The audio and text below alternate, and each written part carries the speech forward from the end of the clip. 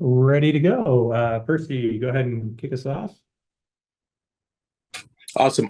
First question for Skylar. Hey, just when you face a rookie like you did tonight, were you in attack mode because it appeared as if you made it a point to like really press her early, test her dribble, get some steals there, and then late just to really get past her and get to the rim. Yeah. You talking about Sevgi? Yes. She's a rookie, but she ain't a rookie to basketball. I mean, I Yeah. think she's go. Like she's a hooper.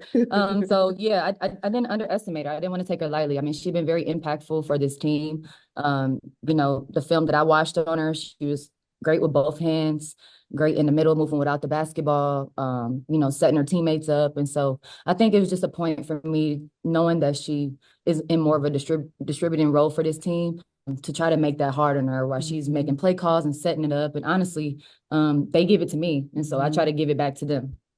There you go. And then for like Nneka, just after winning like 8 of 9, are you finding that you guys are just hitting a nice sort of groove now in this part of the season?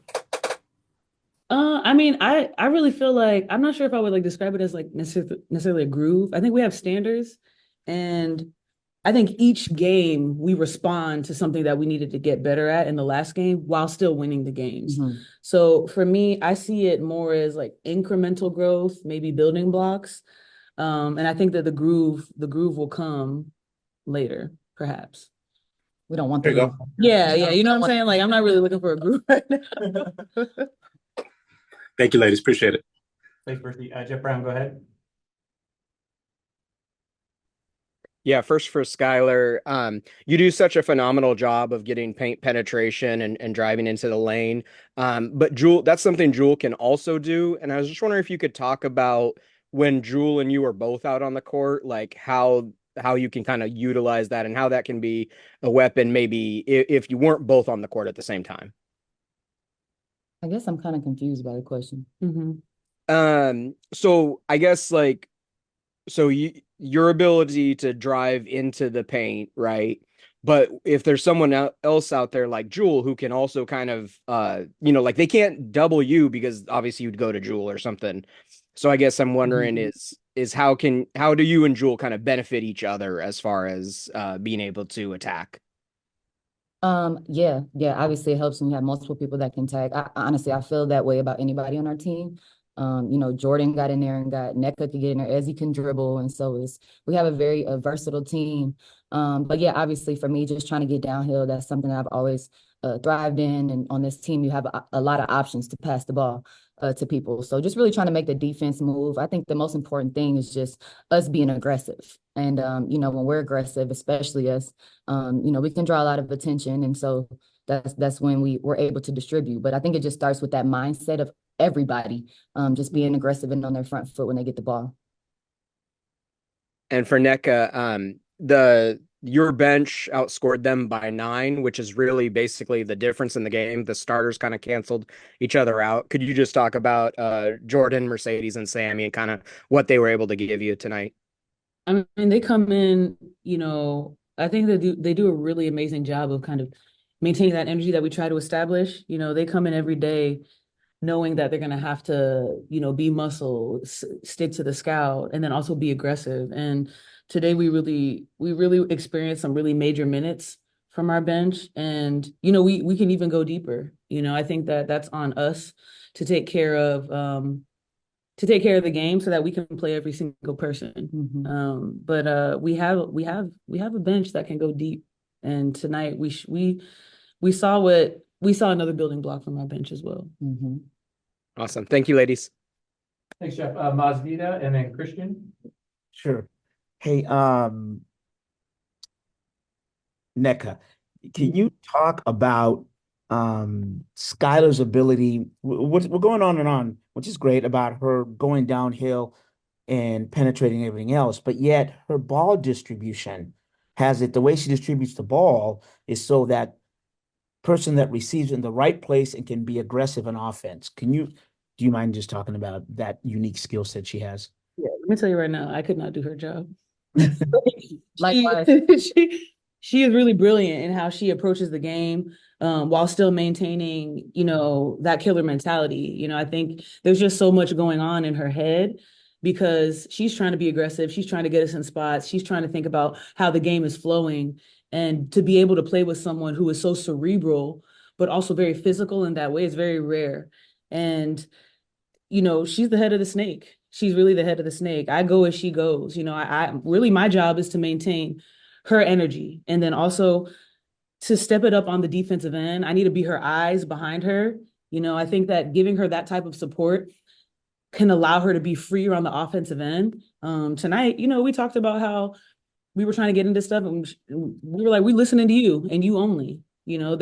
I think it's very rare that you can have a PG that doesn't necessarily need to always, consult the coach and the bench. She does a really good job of understanding what Noe wants, but then when she sees something, we get into it and she commands our attention in that way as well. So just, it's been almost 20 years for me to be able to play with her. Yes. So I'm just grateful.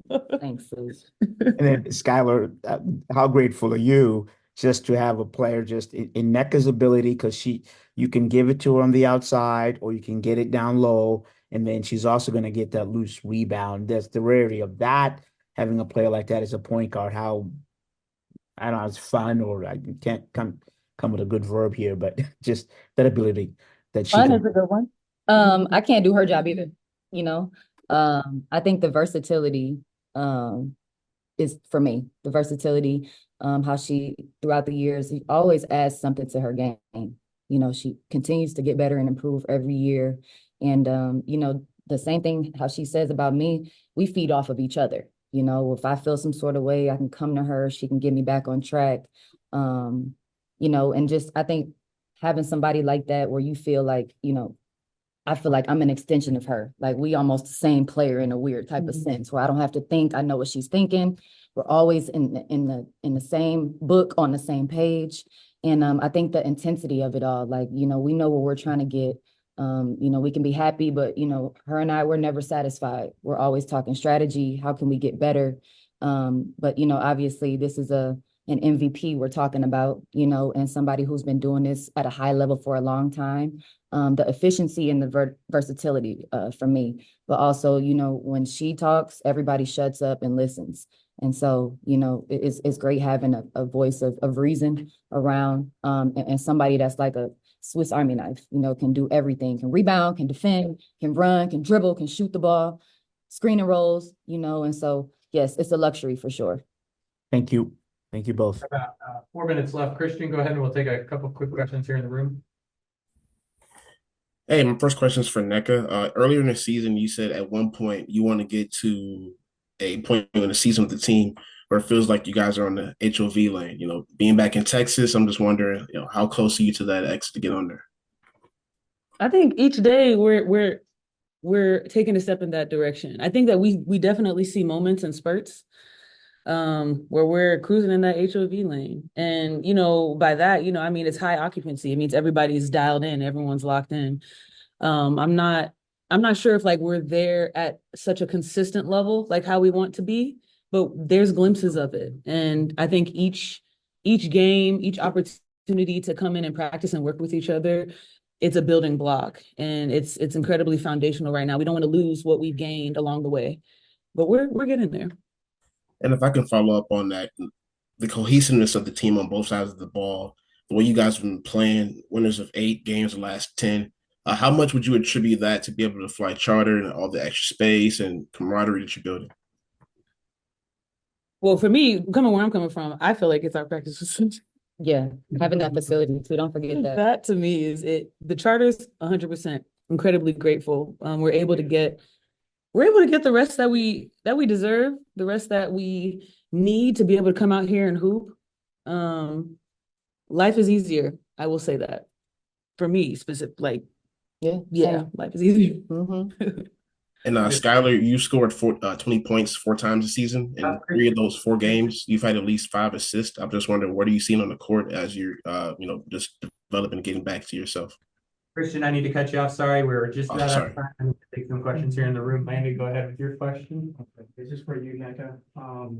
I work with your sister at Players Community, just things that the Players Association is doing this year, off the court in the community, and then also doing Houston as well. Just in general? Just in general. Oh, well, I mean, I think, we're really trying to keep the voting initiative in full consideration, and also in the community when it comes to how we can get out the vote, how we can get people to understand that this is an election year. That's something that obviously we've always kind of done, especially since the pandemic. And then, in Houston, I'm kind of someone who votes with my dollar.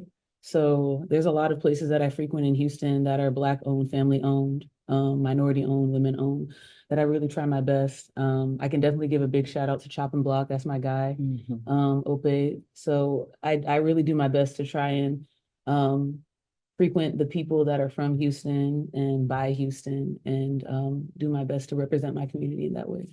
Well said. Last question. It's kind of like you talk about your journey and just how you went through a lot of adversity, and then you on this team, and then just get impact on the team. And How much time you got? No, it's great. I could just say, I'm really present in this time of my life. I won a lot of battles a lot of people didn't see. I won a lot of battles that people got to see a piece of. And so maybe I'm still battling. But this has been a season of transition for me, a season of grace for me, for myself, and growth. And I'm just really present. I just really been focusing, being at where my feet are, and focusing on what my passion is and what my purpose is. And it really has been family, obviously passionate about this game, this team, this organization. They've welcomed me with open arms, really been very intentional about the people that I keep around me, and who I listen to, who I let in my space, and really who brings value to my life, just being, have a lot of self-awareness with that. And so, yes, that's a very loaded question, but for me, I'm in a peaceful place right now. I'm happy to be here in this organization. And I'm looking forward to, more fun times and continue to grow. Amen. Thanks. Thank Right on. you. Coach in here in just a I sec. could write you a novel. You know what I'm saying? Minutes here. We'll start with Percy and then go to Jeff. Percy, go ahead. Hey there, Coach. How are you doing? Pretty good. Hey, would like to take you back to the fourth quarter there. You guys are up 4, a fairly close game on the road. And then bam, it stretches really quick to 9, and it didn't really get close after that. Just what happened during that spurt there? Off of memory, I would have to watch film, but off memory, I think we just, tightened up with what we wanted to do. I know we created some havoc defensively that got us some looks. Offensively, I thought we were a little bit more intentional with our offensive attack, knowing that they were in the bonus and trying to get downhill a little bit. But I thought that there was an increase in focus and intensity. And that's, that stretch there, it was really kind of run, or, the big plays were by your bench. And I think it was the other night or the other day that you talked about, that role of being a bench player, being in that role, and just having to, sort of have the importance of being ready each day. Can you talk about your bench tonight, from Jordan to Sammy to Sadie's there? Yeah, and I think I told you the other day, it's about their comfort level too. And it's difficult to come into the game and have immediate impact. And so, just like our starters have a job to start the game a certain way, our bench players do as well, our role players do as well. And I thought, Jordan's focus was great. The defense that she provided, and even the offense today, I thought that she was a force, in the paint, and her decision-making was really good. Sammy, and once Sammy sees a couple go in, she's so deadly. But it's about, we talk about her offense kind of moving in and finding her. And then and she's more than she's a sniper, and she's more than capable of giving us some points and some energy. And then Sadie's, and I thought she was a force. She got some 50-50 balls, and she established herself. And If they lock into that, all the time, then we're even better because those are excellent players and they have a lot to give. Awesome, Coach. Thank you. Jeff Brown and then Miles. Yeah, just going along with that with the bench and specifically with Jordan. She shot 4 of 5 today, and what I've noticed is she's really getting good at that kind of drive into the paint pull up from short range. Kind of what are you seeing from her growth with this season, especially compared to last? She had an opportunity to work on her game in off season. Coming from college and into a training camp and immediately into the pros, you don't know what to expect. And, you work diligently in the off season to be the player that she is right now. And obviously she's not a finished product, but today her focus was just top notch. When she's focused and sharp in her coverages and offensively, she made very good decisions. I don't want her to not shoot the three when she's open, but I want her to be mindful of her athletic ability and gifts around the rim. And her efficiency is gone way up this year because she's literally worked on her left and right hand and finishes and showing in games. Nice. And then I'm gonna try to ask this question better than I asked Skylar, but I'm kind of curious. Skylar's really good at like getting dribble penetration and everything. That's something that Jewel can do as well. For you as a coach, how does it benefit when you have two guards that kind of can do that at the same time on the court? And how does that like benefit the offense and open up the offense more? Yeah, it helps us a lot to have versatility with what we do. Paint points was something that was our Achilles heel, or I'll say a deficiency last year. And so when you have multiple people, not just those two, but you talk about what Nneka can do in the paint, what Ezzy is doing in the paint, and you just talked about Jordan. When those players can get to the paint and make good decisions, whether it's themselves, whether it's finding teammates, it helps our offense have some variety. We're not going to just live by jump shots and threes. We have to be aggressive in the paint and to the rim. And it makes us difficult to defend when we have multiple players who can do that. Thank you, Coach. Masvita and Christian. Yep. I would say every team's an extension of their coach, but just the luxury you have of someone like Skylar. And if we look back at the tee, you get that tee, obviously sending a message. She gets the team together. She pretty much, it looked like she was translating what you wanted out there. The luxury of that connection, what does that do to your team? Elevates us in a major way. We're still getting to learn each other, but in this early stage, there's a connectivity that we have that has been amazing for me because I don't have to say certain things. I can look or I can do, as in get a tech, and she understands exactly what that means. And for it to be early and for her to understand me, it shows that we're in a good spot because it's only going to get better. The other thing that she is an elite player. So, through whatever I do and say, she's able to actually execute those things because of her talent, because of her knowledge of the game, and because she's a very, very good leader and amazing at basketball, period. So it's a luxury for me to have a person who it wants to be coached still, as good as she wants to be coached, and she understands what I need for her in a leadership role. And then talked about the last game, but your big stops in the third and fourth quarter, they weren't just one person. It was like somebody slaps the ball rolls on the floor, somebody dives on it, and then finds an open teammate. Just expanding more what you talked about last game about, the way in which you win the game.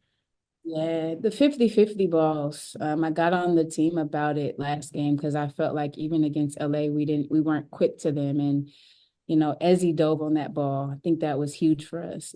Jordan came up with it. You get a three from Sammy. These are things that other teams were doing to us to create momentum for them. And I felt like today we grew up in that area and we were able to secure those 50-50 balls and then have that be a momentum shift for us. I thought that we were diligent in those areas more than we had been in previous games. And I talk about like the reps that we get in games that we can't get in practice. These are the things that we have to continue to hone in on and grow from in games. And I think that, once when we start having multiple people dive on the floor, then we're even, more deadly because those are possessions that can garner really good, success for us. So like you said, it's not just one player. It becomes contagious, and I thought that's what happened today. Thank you, Coach. Christian, and then we'll take a couple of questions here in the room. Hey, Coach, congrats on the win. After 9 first half turnovers, team only had 2 in the second half. With the diversification of ball handlers, at least every player had at least 2 assists. Jewel and Skylar led the way with 6 apiece. Just wondering what you're seeing from them learning as a group and a unit and cohesive as well on the court. Yeah, a commitment to wanting to move the ball a little bit more consistently that we have.